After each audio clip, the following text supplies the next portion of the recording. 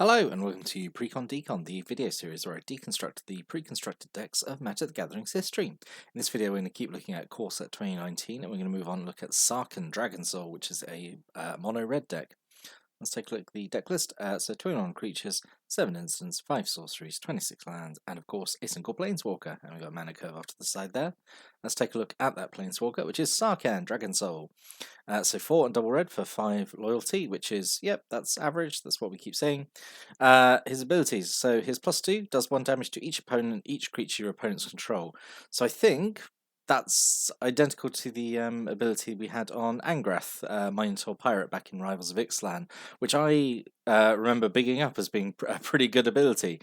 And it is just a sort of a one-sided, just ping for 1, like kill off X1s. Even just sneaking in that damage is onto the opponent, just 1 point of damage. That's okay. That's okay. Whether or not a 6-cost planeswalker is the best way of doing that is another topic for debate. But yeah, no, I think that's like a perfectly good +2 ability. Yeah. He's got a -3 to do 4 damage to target player or planeswalker. Yep, so a slightly bigger chunk of damage. It is kind of annoying that it can't hit creatures. It can only hit players or planeswalkers. It's still okay. Obviously, it's still fine. Like 4 damage is like nothing to be sneezed at. That's still okay. And his -9, which is actually nice that his ultimate doesn't take too long to reach. Like you've only got to do his +2 twice to get up to it. Search your library for any number of dragon creature cards. Put them onto the battlefield, then shuffle your library. Yeah. So this is a there is a tribal element to this deck, which is nice. We usually have like a tribal deck in core sets, at least one. Yeah, and this one has gone big and gone with dragons, which is a weird theme to choose because dragons are usually rare, and obviously these pre-constructed decks don't usually obviously have that many rares. But there are quite a few uncommon and common dragons actually in M19, so it actually works okay. I think there's about sort of 7 or 8 dragons in the deck, so yeah, the ultimate could actually have some sort of could actually it could do something. So that's okay. So yeah, I think Sarkhan is I think he's all right. Yeah, and he's perfectly all right. And then his signature cards, so we've got 2 Sarkhan's Dragonfire, 3 in double red, does 3 damage to any target, and then, like all the other M19 searches, look at the top 5, you find a red card, put it into hand, rest on the bottom of your library in random order. Yeah, so it's a burn spell, like a 3 damage burn spell at sorcery speed for 5 mana is obviously, not great, but, as with all these spells, you're sort of like, you're tacking on the search as well, which is obviously fine as well. Yeah, I think this is okay. It can hit any target, so it's actually, I think it's okay. I think it's one of the better out of the M19 search spells actually.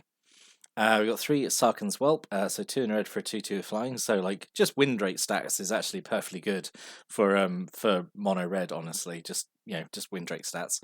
And whenever you activate an ability of a Sarkhan Planeswalker, Sarkhan's Whelp does 1 damage to any target. That's actually pretty nice. It's obviously so niche though, because it's like with all these cards, you only have one one Sarkhan in the deck to actually benefit from, and again it's so conditioned. It's not like a constant thing. It's like you always have to activate the loyalty abilities.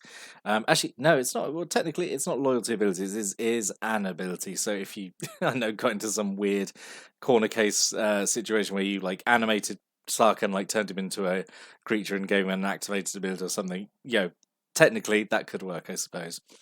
But yeah, this one is actually out of all the I would say out of all the Planeswalker buddies, this one I don't mind just because it is like a Windrake in red, which is actually pretty rare. So this is okay. It's like at least it's got some evasion. And then 4 Kargan Dragon Riders, 1 in red for a 2/2, as long as you control a dragon, which, like I said, there's a fair number. We've got 3 Sarkhan's Whelp right there.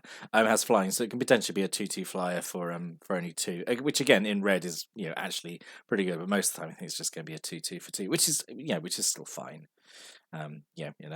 For a common in a core set, sure, that's fine. So these are all okay, I think. Right, so let's get into the dragons. So we've got a single demanding dragon. So 3 in double red for a 5/5 flyer, which is right off the bat, that's really good. Just 5 mana for 5/5 flyer. When it enters the battlefield, does 5 damage to target opponent unless they sacrifice a creature. Yeah, that's, I think it's pretty solid. It's it's either getting something off the board or it's doing a really big chunk of damage. Yeah, so I think that's pretty good. I like that. That's just a really solid dragon to have. Classic Shivan Dragon. We've got to have Shivan Dragon back. I think this is so we've looked in the previous core set Planeswalker decks where they've had kind of like an exclusive rare. Tezzeret's was the Sphinx, Liliana's was the Grave Waker, like the Spirit Bird thing. Ajani's was Serra's Guardian, that the angel that gave everything vigilance. So I'm actually a little bit annoyed in this one that the red one doesn't get a new one. It just gets the reprint of Shivan Dragon, doesn't get its own like brand new one. Shivan Dragon is obviously still absolutely fine. It's 6 mana for a 5/5 flyer, and it has fire breathing, which is great. It's still like a perfectly good like kind of like low tier like rare for like these kind of decks. But it is still annoying that like red just didn't get a a new card, even sort of some sort of twist on Shivan Dragon. Like I don't know. It's still fine. It's still Shivan Dragon. It's still a classic. It's still fine. And then we've got 2 Volcanic Dragons, 4 and double red for 4/4 flying and haste. Yep, this is nice. Yep, big chunky flyer that can swing as soon as you play it. That's pretty good. It goes obviously nicely with. So that's actually the thing about Sarkhan's loyalty ability. It doesn't give them haste, does it? No, it just puts them straight into play, which is still good, obviously. But then you gotta hope that they somehow don't get swept or something in the turn. But yeah, Volcanic Dragon can at least swing the turn it comes down, so that's okay. And then 2 Spark Tongue Dragon, 3 in double red for 3/3 with flying, and it sort of has kicker, but it's not quite kicker because it's dependent on entering the battlefield, not casting it. When it enters the battlefield, you can pay 2 in a red. When you do, it does 3 damage to any target. So 8 mana here to get a 3/3 flyer that does 3 damage to any target. Like at common, again, I suppose it's okay. Obviously, it is obviously super expensive. I think holding on to it would be a mistake. I think again, this is like Kavu Titan kicker trap, isn't it? Rather than hold on to it, you'd probably want to play it as soon as possible for the just have a 3/3 flyer for 5, which is still which is actually not great by red like dragon standards, because I think there's the unspoken thing that dragons get a discount because they're cool. But yeah, it's fine. I think actually of all the dragon cards in the deck, this is actually the weakest one, I think. But obviously you can hit 8 mana and it comes in, does a bolt. That's okay, I suppose. Right, and then a bunch of kind of cheaper creatures to help support the more expensive dragons. So 2 Viashino Pyromancer. I love this card. I think it's so good. So 1 red, 2/1. When it enters the battlefield, does 2 damage to target player or planeswalker. I just really like this because it's it's essentially like a 2/1 with haste, right? Really. But like that's the other. That's one way of reading it, I suppose. And like 2 mana for a 2/1 with haste, and like it can't be blocked the turn you play it. Kind of view it that way. But yeah, really nice. The fact that it can come down for only 2 mana and still do something, even if it doesn't then get to swing next turn. Yeah, I really like Viashino Pyromancer. I think that's really great. 2 Goblin Motivator, 1 red mana just for 1/1, taps to give something haste until end turn. Yeah, that goes nice with all the big dragons. So yeah, that's okay, and like I think that's a perfect effect to stick on a 1-drop. Because it still can be relevant in the late game, which is nice. A single Hostile Minotaur, just 4 mana for a 3/3 with haste, sure. And then 2 Anuki Ogre, 2 in a red for a 4/2. Fairly cheap actually for that stat line in red. I mean, that's the norm now, but I think this is the first time we saw like that stat line for that cost, maybe, I want to say. But yeah, it's fine. It's obviously really high power and just quite punchy. I like it. And then a single Meteor Golem, because all the M19 core set decks have a Meteor Golem, and it's still appreciated here. It's still expensive, but at least it can deal with anything. So yeah, that's okay. And then we got a whole suite of like burn options here for you. So we've got 2 Electrifies, which is 3 in a red. Instant speed does 4 damage to target creature, which is a little expensive in my eyes, but like it's still 4 damage. 4 damage is still significant, and it's okay. At common, it's fine. 2 lightning strikes just to make Electrify look really, really bad. Just half the cost for like 1 less damage, but can hit anything. Lightning strikes, obviously, Lightning Strike's great. We love Lightning Strike. And then 2 shocks, just 1 red to do 2 damage to any target, which I'd argue still makes Electrify look bad by comparison. Just because it's so much cheaper. But yeah. This is sort of good options here for burn, I suppose. And then a single fiery finish, 4 and double red, sorcery speed to do 7 damage to target creatures. So yeah, that's it's an upgrade over Electrify, isn't it? So 2 more mana, for 3 extra damage, but sorcery speed. So yeah, it's just a big old burn spell, isn't it? Well, I've never really understood, and this is a slight tangent here, is that like I know obviously the color pie is the thing, but like like black can have an effect for like sort of like 3 or 4 mana that's just like destroy a creature, but like red has to like pay through the nose to like do a specific amount of damage, you know, just so it doesn't scale up as much with creatures with high toughness. And I don't think that's fair, but yeah, whatever. A single act of treason, 2 in a red. We've seen act of treason a million times. Gain control of a creature. Turn, untap it. It has haste until turn. Great. And a single thud, which is a brand new card. So this is fling, which is a classic card, but it's 1 cheaper, but it's at sorcery speed, so it can't do fun mid combat things or react to a creature who's going to die anyway. But it's exactly the same as disregard cost to cast a spell, sacrifice a creature, and it does damage equal to the sacrifice creature's power to any target. So you got active treason here, so the classic combo is to steal something and then immediately sacrifice it to thud.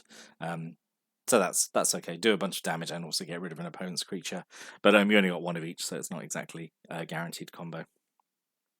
And then a single trumpet blast, 2 in a red, just give attack creatures +2/+0 turn, and then 26 mountains, which is fine. Right, so let's talk about what could have been. So M19 was actually super good for dragons because there was a bunch of like really fun effects for them. So this definitely wouldn't have put Lathlis in here because there was a whole cycle of M19 legendary creatures. And this would have been the only one to have one like one of these legendary creatures, but like it would have fit so well. Come on, this would have been great. So Lathlis is 4 and double red for a 6/6 fly, so like great stats anyway. And then whenever another non-token dragon ends the battlefield under control, you make another dragon. You make a 5/5 dragon token, which is great. And then she's got like a board wide like fire breathing effect, gives all your dragons +1/+0 for 2 mana. So Lathlis would have been an amazing rare to include, but also definitely wouldn't have been included. Spit Flame could have been an option here, I suppose, like 2 in a red, does 4 damage to target creature, instant speed, and whenever a dragon ends the battlefield under your control, you pay 1 red, and if you do, Spit Flame comes back from your graveyard to your hand. That could have been an option, I suppose, but then you'd have 1 less rare dragon, which is always going to be the thing, isn't it? Just these decks should have more rares, really, shouldn't they? Just to make them, but yeah, that's a whole other thing. And then Dragon's Horde as this artifact. 3 mana artifact. Whenever a dragon ends the battlefield under your control, put a gold counter on Dragon's Horde. Tap and remove a gold counter from Dragon's Horde to draw a card, which is actually quite nice. So you can turn dragons into card draw. And taps give you 1 mana of any color, so it is also a mana rock as well. So yeah, I think all of these would have been nice, but then I think like it's a really competed slot for the rares because like these are all good, but like so you've only got 2 to work with. But yeah, hopefully if you like dragons and you've not seen some of these cards before, hopefully this was helpful to you. And then other generic cards we could have had here. So Dragon Egg, actually it was surprising this wasn't in here, just because it's another like uncommon dragon that could be included. Just 2 in a red for a 0/2 defender. When it dies, you make a 2/2 dragon token. That could have been okay. It has fire breathing as well, so it's actually a token that can contribute quite a bit. Catalyst Elemental I thought could have fit in here as well. It's 2 in a red for a 2/2. You can sacrifice to give you 2 red. So help kind of like get a brief boost of mana to get out like expensive dragons. I think that could have been pretty good. And also Tormenting Voice, 1 in a red. Sorcery, additional cost to cast a spell, discard a card to draw 2 cards. So it's not card draw, it's like card selection, you're spending 2 cards to get 2 cards. But this would have been maybe late game if you had like extra land or something, you need to draw like a bit of gas, this could have helped. Yeah, so quite a few options there. Overall I think it's alright. It's a bold attempt to try and do like dragon tribal in a core set. I mean, like there was definitely, obviously as we saw, enough dragons in the core set, but you're still having to play by like precon rules, so you don't have like that many rares to work with, and like obviously like all the best dragons are rares, but like I think it does an okay attempt at it as well to do like, because dragon tribal is like that's super exciting to like a new player, so I think this did an okay job of it. But I'd like to know what you think, obviously. If you've got any thoughts or stories or comments or opinions about the deck or any of the cards in it, stick a comment below. I'll give those a read, but I'll be back next time going to look at the last Planeswalker deck from Magic 2019. So I'll see you then. Until then, thanks for watching and listening, and have a great day.